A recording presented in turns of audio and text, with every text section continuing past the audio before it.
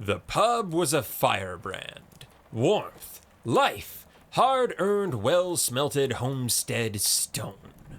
Smoke rolled like morning mist and wound up around the wooden pillars like contented cats at their master's feet. The pub was an old fellow leaning back with a sweet-smelling pipe. Every inch creaked and rattled with comfortable, age-worn ease. The floorboards squeaked joyously, defiantly, the wonderful bastards, and soaked up the sea salt air.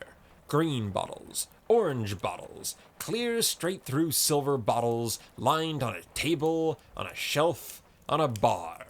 Nothing ever changed, and every night was different. The ceiling was low and the walls were drafty, but the heat from that blessed, stubborn radiator and an old-fashioned, cold-crusted pot-belly stove wrestled hot spots into existence at every corner. The night was black as pitch, and so the pub shone all the fiercer. It was a golden, glowing chunk of home, far, far away from it. Mugs and trays were swept away and caught in the whirlpool, familiar flotsam and jetsam performing the same dance night after night, all swirling in towards the center stage. This evening's entertainment was Colonel Rathier Blazefeather. He was in rare form. He flashed a toothy grin at Kella as she hoisted the pint-sized tankard and replaced it with a fresh, frothing doppelganger like a magic trick. She returned the grin, just as toothy, and disappeared. Blazefeather threw a glance over his shoulder and watched the heel of her shoes skid around the kitchen corner, doors swinging recklessly in her wake. A competitive girl, that one. Colonel Blazefeather and his wandering eye, remarked Fenry Codstone, a fisherman turned military man who clearly converted to a life of violence after decades of mocking nicknames at his expense. Blazefeather liked him, irrationally. My eyes are permanently fixed on my beautiful, beautiful wife, said Blazefeather in a scolding tone, and when I'm off at sea, they're screwed tightly shut. Fenry's smile turned up around either side of his wide, flat nose. With that attitude, they'll be the only things doing the screwing. Not at all! Blazefeather rushed into a raucous joke before the blood had a chance to rush to his face. I can't get through one damned conversation about you, Fenry Codstone, without someone saying, screw that guy. Every man, woman, and stovetop roared with laughter, Fenry most of all. Blazefeather listened to the grand reaction die down, grinning into his mug, eyes darting around the room with the shiny glint of a crowd pleaser. Maiko, the trawler captain, caught his glance, that strong, sensitive jawline trembling with the effort of keeping a badly timed swallow of beer down the hatch. His fingers glittered with rings, and his shoulders shook. What about 3-scape certified ladies, man, eh? Inquired Blazefeather, resting an elbow on the table and shifting his weight to another victim. Still rolling lucky sevens in love, son? Maiko nodded with a casual swagger and took one last purposeful swallow. I traveled here with 7 maidens on my ship. An amused, intrigued interest fluttered through the pub like a summer breeze. Glances were exchanged freely. 7 maidens? Repeated Tumbled Reefer, the oldest, weirdest, wisest man on the frontier. Were they lovely? Maiko was slow and coy in answering. It's hard to say. They were all sea lions. The breeze leapt to a gale. Now this was good fun. Blazefeather was first in line, stumbling over witty retorts in a ballsy effort to be the loudest. Sea lions? He cried. What the devil are you doing with sea lions aboard? Maiko laughed 3 times, clear and rich with that eastern lilt that did more than its due part in earning him his reputation. Stowaways, guessed Reefer. Or you've been even lonelier than we guessed, added Blazefeather at a last-ditch joke before the truth spoiled the whole damn affair. Gods, boy, you should have thrown them overboard, said Codstone. Overboard?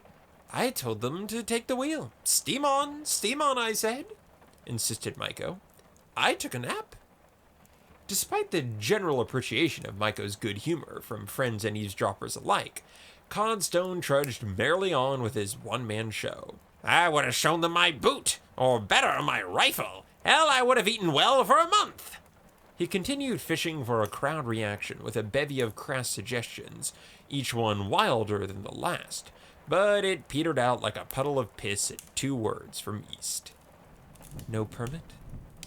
The woman was like a mountain, overlooked once he got used to her, but towering in sheer silent presence. An accountant by trade and a bodyguard by training, they say. Chainmail and penmanship. Well, she was something. Maiko hesitated. A sea lion permit? A live animal permit, corrected East. Maiko's dark brow furrowed, which had the uncanny effect of making him look 5 years the younger. They didn't stop me at the dogs. The room upended itself. You mean to say, roared Blazefeather, you still got the bloody things aboard? Codstone finished. Chagrined as thoroughly as any turtle without a shell to hide its face, Maiko smiled a watery smile and retreated into his mug, trapped there until the patrons decided to put down their spears and lose interest. 7 seconds later, the very thing occurred. Earthy brown drinks from the cellar, bowls of hand-cracked walnuts, a great heaping, sizzling fried octopus all appeared. Platters and mugs clattered to the table in one beautiful, calamitous moment. Kella was back, and the charmed girl brought reinforcements. Yes, the pub was alive and well. Around for the old crumbling monument, burst out Blazefeather to everyone in particular. Reefer held up a solitary finger, rough and brown as bark. I'll take what I can get. The room pounded its approval on 6 tables and laughed the darkness into an inch of its life. The old stove joined in as always, flaring into sparks with its wheezing mirth. 2 drinks for the legend Reefer, amended Blazefeather, catching the fellow explorer with a winking eye and a respectful nod. May the grand old fool prove to us that sailing isn't just a young man's game. Hear, hear, cried the voices, young and old. Around for the roof that keeps off the rain and the generous tips that keep me in shoes, cried stubborn Kella. To the great grand pub, agreed Maiko, raising a glass. Blazefeather clinked it fiercely with his own, rum running down wrists. It's the last good port till Spire! Codstone shouted. Then it's the last good port! Blazefeather slammed down his tankard and let loose a long, fiery, shapeless yell of delighted outrage as a cavalcade of laughter piled on top. I'm a red-blooded countryman, he cried. Keep up talk like that and we'll have to take this matter outside. He sipped at the froth and let the ribbing, jeering crowd sweep the threat harmlessly under the table. Rathier Blazefeather had no intention of taking one step out of the pub's door. That damn door. He had been avoiding eye contact with it all night. Thankfully, it was then that the politics broke out. Politics were an everyman's game, for every man had an opinion, a share, a stake. Never rare and hardly ever well done. They argued rights and wrongs, ignoring the mess in the middle. The wrongs, as a house rule, were perpetuated personally by Colonel Blazefeather, with a whirling kaleidoscope of colorful motivations. Walk into a governmental office once or twice, and the everyday citizen can sniff it out a mile away. After a prolonged frontal assault, enough was enough. 10 hells! I've made my stance on politicians clear as day. They're the gods' gift to mankind, protested Blazefeather, and some damn fool lost the receipt.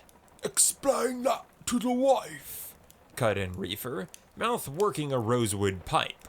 Don't have to, growled Blazefeather. My lovely Lady Magister does all the explaining on her own. Everyone chuckled and eyed Rathier knowingly. A warm feeling blossomed in his breast, the deep gray eyes of Junelle coming to his mind unbidden. He could feel her cool hand on his waist, and the tip of her done-up hair nuzzle into his collarbone. She was like a balm to the world's fire.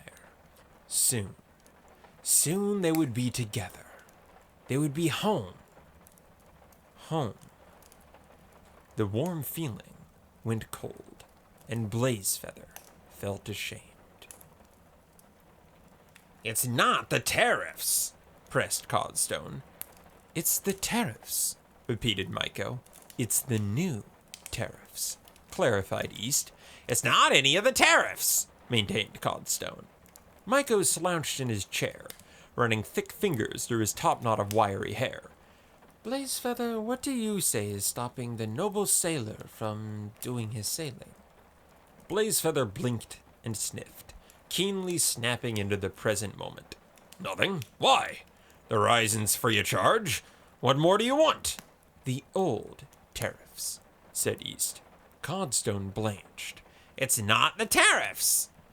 "The horizon's free, all right, but you charge for the view, Colonel," Reefer said with lazy-boned certainty.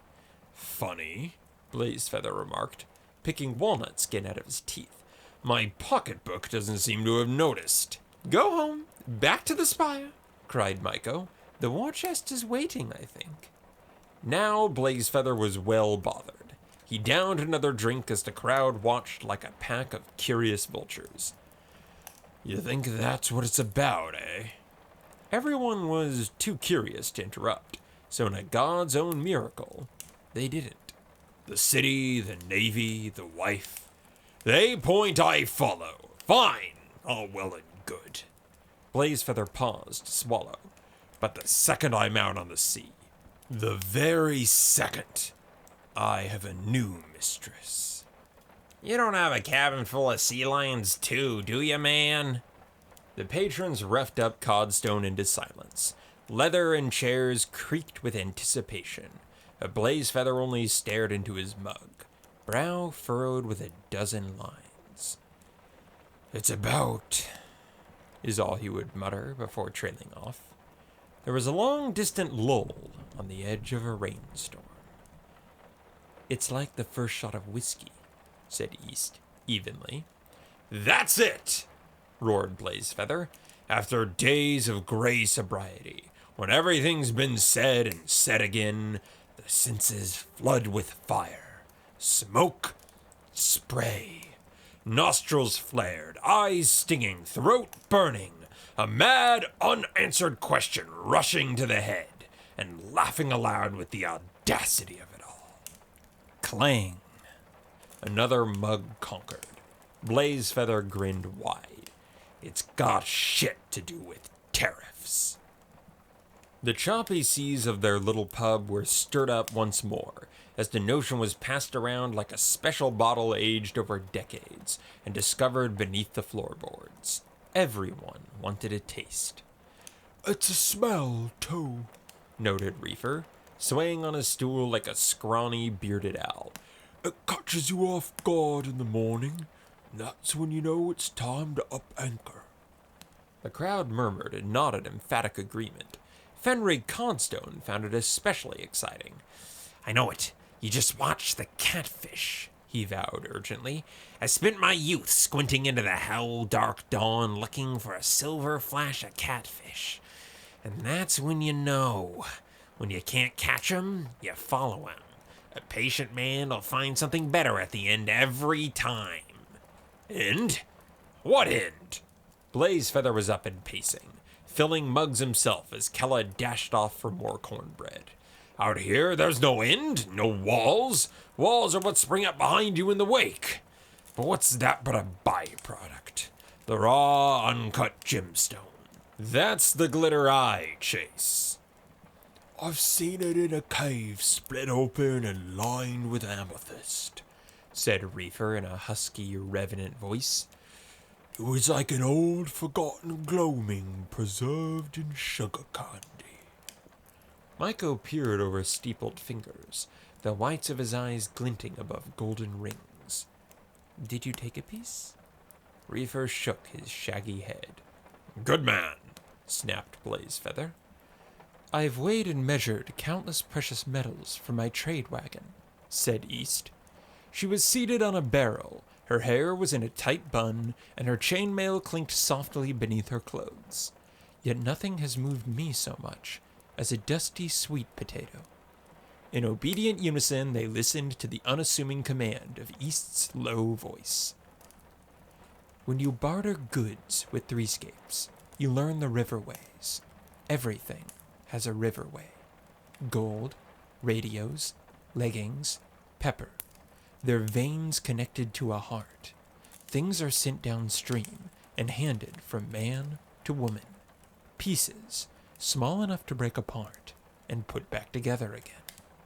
A trader knows the story of a single sweet potato, its route, its roots. You can tell the future from a sweet potato, or see the past. Though simple were her words, and spoken just shy of a monotone, a map unfurled in the minds of everyone listening. East concluded without discernible emotion, but I've never found the heart. A thoughtful silence began to steadily fill the pub, but before it could overflow, Maiko spoke. I almost did, once. The keen, interested breeze ruffled through the patrons again. This tidbit even the stove leaned in to absorb. It was a hurricane, began the young trawler captain. My shipment to the isle was late and off course. I was alone with a thin crew and the god of storms. Maiko's black, twisting tattoos flinched and flexed as he drummed his fingers on the table. It sounded like terrible thunder to the enraptured, inebriated sailors. A wall of water was upon us. It was sickly gray and stretched taut, like a sheet ready to snap. I remember tasting panic seconds before salt, knocked clean off my feet. The vessel was lost to spray. Why I didn't die, I have no excuse. None of us died. We were drenched and forgotten. When we opened our eyes, it was gone. Nothing left but black and silver clouds floating in the air, and sweet, damp cedar. The pub waited, listening. Kella stood watching with a pitcher of water perched on her hip. The calm waters, purred Maiko. I have never experienced such silence. Blazefeather stumbled to life. Silence? A stone's throw from the isle? Are you deaf? You don't know true silence until you've been. I was silent, said Maiko. I could hear everything. Like a comforted beast, Blazefeather fell quiet. The drunken crowd blinked soberly. It's the poetry of a man, murmured Blazefeather. He squinted, looking away. That's what you found. Suddenly, Talmud Reefer began to sing. He had a deep, hollowed-out voice that was surely lined with the bark of trees.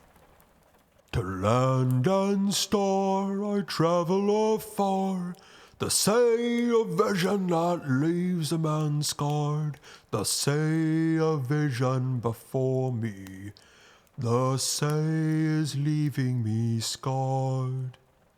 The silver tide and waves that I ride, they warn and beckon me face to my pride.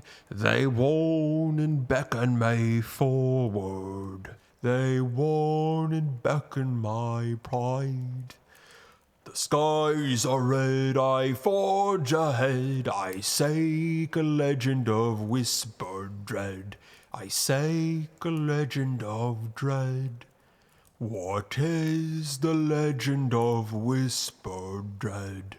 What is the legend of dread? They all listened with the sad, sweet respect of a soldier sailing off to war. Maiko's rich voice picked up the song before Reefer's echo could die on the wooden walls and corkboard menus.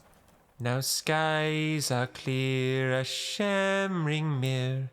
I see myself as myself disappears. I see myself as an ocean. I see myself disappear. Where I begin is where the sea ends, and every breath is beginning again. And every breath is not my breath, and every breath it begins.